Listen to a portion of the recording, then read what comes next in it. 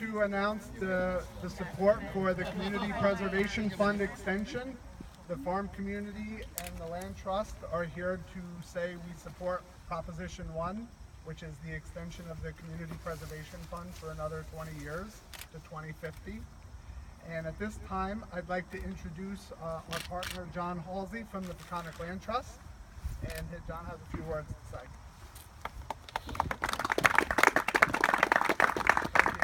Well, thank you, Mark, for hosting us here. Another example of agriculture in action.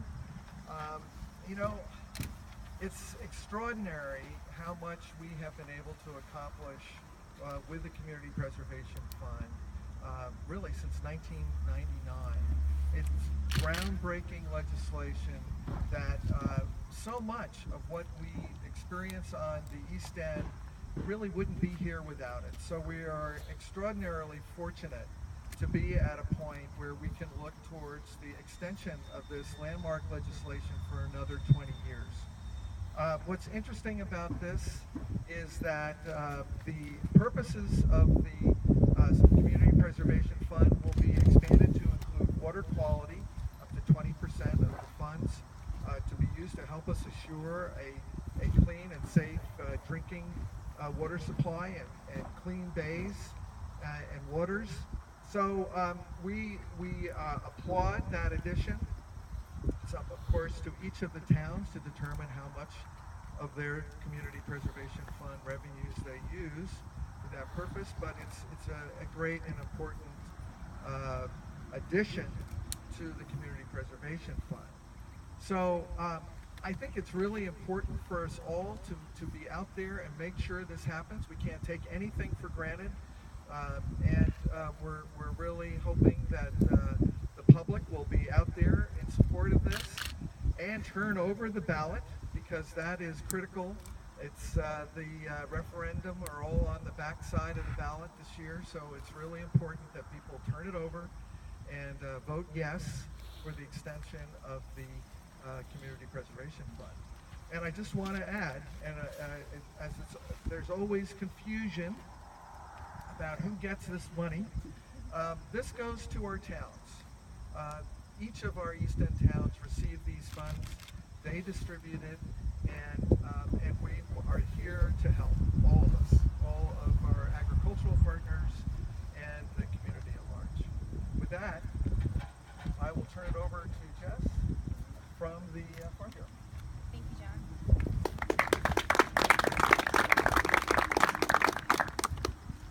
Thank you to Mark for hosting us here, all of our public officials that could be here, and all the members of the farm community here to support us. The Community Preservation Fund has been vital in protecting a viable agricultural community here on the East End. This has been landmark legislation and has been key town for the tools by providing a steady stream of funding to preserve working farms and open space. Through the CPF, over $1 billion has been generated and more than 10,000 acres of land has been protected. By preserving farmland and open space, we are ensuring that we maintain both the traditional economic engine and ecological integrity of this region. Preserving prime agricultural soils has become even more critical in the face of climate change that has made for a drier growing season in other food-producing regions. A vibrant local food system directly benefits farmers and the local economy. Land preservation is a way for us to transition farms to the next generation, which not only preserves farmland, but also the most vital component of the farm, the farmer. The CPF has helped farmland become accessible to farmers and helps it stay affordable into the future. We at Long Island Farm Bureau also support the new provisions that will allow up to 20% of funding to be used by the towns for water quality projects. The provision gives towns the ability to choose to use the 20% on projects such as septic upgrades, aquatic restoration projects, and even pollution prevention products such as agricultural stewardship. For years, Long Island farmers have been progressive by adopting best management practices to improve the environmental sustainability. Since we have preserved this farmland in the first place, it only makes sense for us now to support stewardship efforts to manage and maintain this farmland.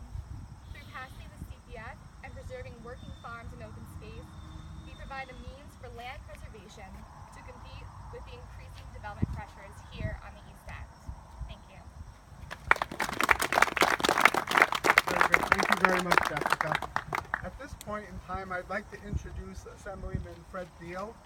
It was because of his foresight and vision that this original legislation was passed back in 99? 98, 98 and then went into effect in 99. 99. So without further ado, Assemblyman Fred Thiel. Thanks. First of all, I want to thank you for honoring my passport and allowing me to come to the North Fork today. And I really want to just thank the Long Island Farm Bureau, the Peconic Land Trust, Cornell Cooperative Extension, the entire agricultural community for being here today to support Proposition 1. And we talk about the Community Preservation Fund. It's really 5 community preservation funds.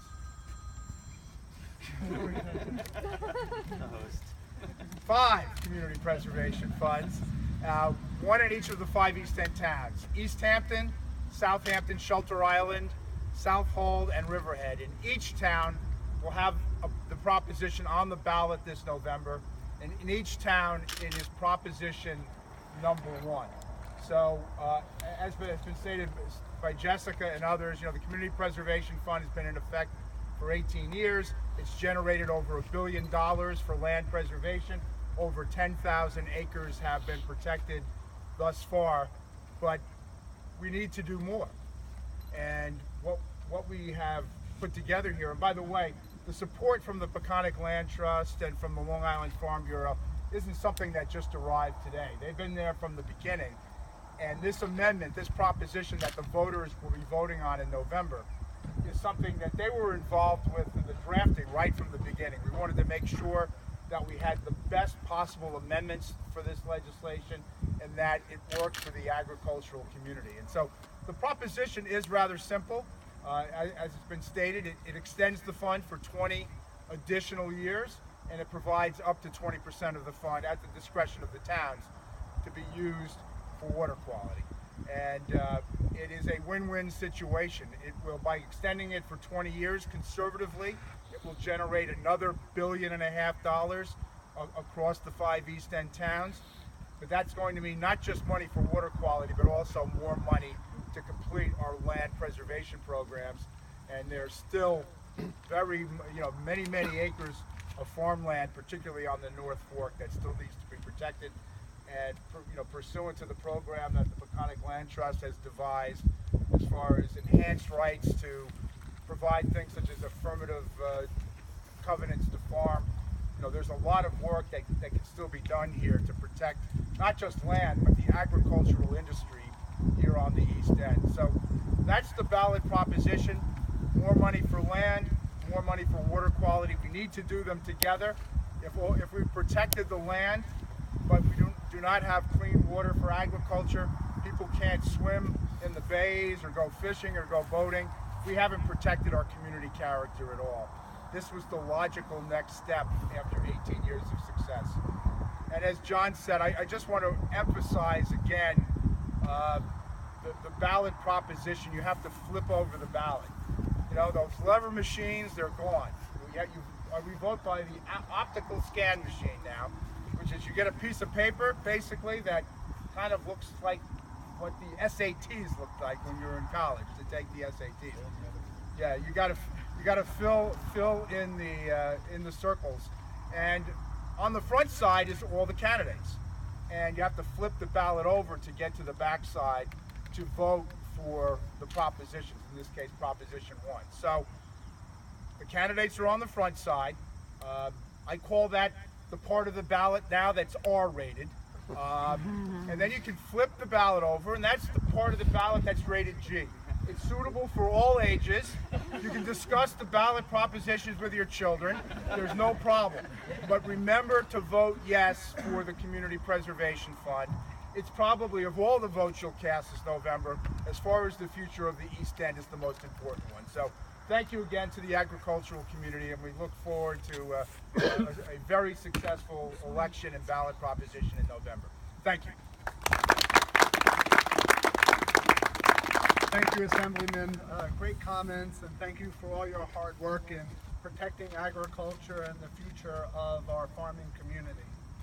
At this point in time, I'd like to introduce a very good friend of ours, and as well as the Land Trust, somebody that we work very closely with and is instrumental in helping our farmers. Is Vito Monet, the Executive Director of Cornell Cooperative Extension of Suffolk County. Vito? Thank you, Rob, and thank you, John, for this event, and thanks to our hosts, Mark and Emily Zaweski. Thanks a lot, Mark. I highly recommend, if you have time and you're on Main Street in Riverhead, stop by their Farmer's Kitchen. It's an excellent example of farm-to-table enterprises, so please help out. But I mostly want to thank my good friend, Assemblyman Fred Thiel. I tend to be thrust into the historian role at these events, and I remember 1998. And I remember that it wasn't easy going. There was quite a lot of local opposition to this initiative. And quite honestly, as I went in a number of my roles, I've heard from different parts of the country who failed in this kind of an endeavor and said, you'll never make it with this kind of fundraising. I think $1 billion and 10,000 acres preserved should disabuse that. And hopefully there shouldn't be too much of a push necessary. It should be so patently evident to the residents and businesses of the East End that they should pass the continuation of a success story. Moreover, I think, Fred, the idea of adding up to 20% for water quality improvement projects is a tremendous enhancement to an already incredibly beneficial program. Those of you who know me know that for the better part of 4 decades, I was desperately seeking funding for environmental programs. To make it part of an initiative like this, I just think is fantastic. So I would say when we come to an event like this, it isn't only to celebrate the optimism for passing this initiative and extending the funding, but I think it's time to reflect and recommit to the dual goals of environmental preservation and sustainable agriculture. And please keep in mind when we discuss that term, it is in the context of not only environmental preservation, but economic viability. We won't have events like this if the farmers cannot sustain their livelihoods. So again, I'm here to pledge the support of Cornell Cooperative Extension of Suffolk County, and on behalf of the association, and most notably 2 of my colleagues who have joined me here, Dr. Nora Catlin, who oversees our agriculture program, and we've attained the confidence and respect of the agricultural community because of the work of Nora and her colleagues, and we also look forward to working with our ag partners, not only Peconic Land Trust and the Farm Bureau, but Soil and Water Conservation and others to assure the economic viability of farming. I want to just take a moment on the 20% portion for projects. I mentioned 2 colleagues. The other is Chris Pickerel, a nationally recognized expert in aquatic habitat restoration. And we're very proud of the role that Chris and his co-workers in the Marine program play. Not only the coalitions Chris and his staff have developed with town representatives and other agencies in environmental protection, but also we're very happy that there's an element of this new funding for the Peconic Estuary program. We're proud of our role there. Currently, the Technical Advisory Committee chair is a scientist who works for Chris, and we also oversee the public outreach. So again, I want to pledge the steadfast commitment of Cornell Cooperative Extension to this, and please go out and vote on, oh that's right, I can't lobby, I advocate, I advocate and I educate. In an educational mode, I suggest you go out and vote for Proposition 1. Thank you very much. Thank you very much, Vito. At this point, I'd like to introduce a couple of farmers to come up and speak. The first speaker is going to be Carl Novak from Half Hollow Nursery. Carl is also the Vice President of the Long Island Farm Bureau Board.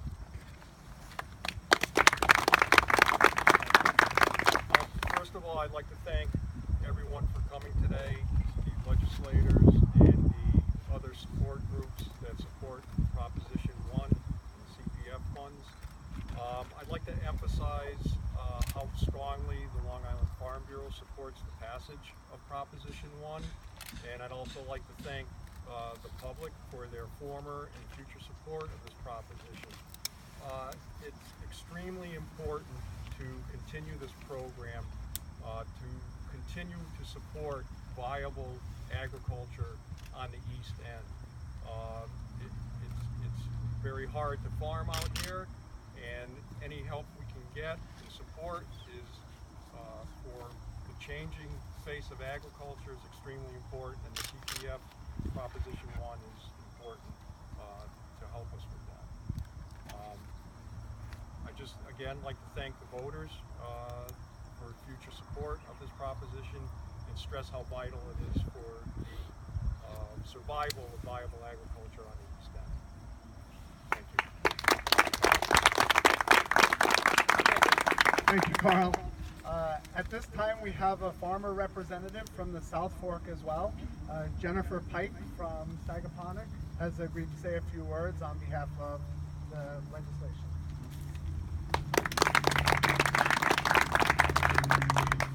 Good morning. My husband Jim and I farm in Peconic. We likely would not be there today without the CPF money and the efforts of the Peconic Land Trust. I'm here today to support the extension and expansion of the Community Preservation Fund to include water quality projects. Our bays, waterways, and drinking water are like farmland, vitally important and easily lost. Please support this measure. Thank you, Jennifer. At this point, we're finished with our speakers.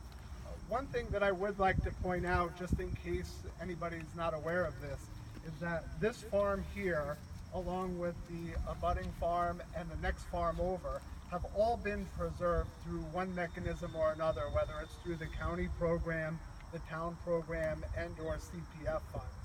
And this is a prime example of the work that's going on within the agriculture community to keep our industry strong and vibrant going forward into the future. So thank you very much, and if we have any questions, we'll be around to answer some at the close of this conference.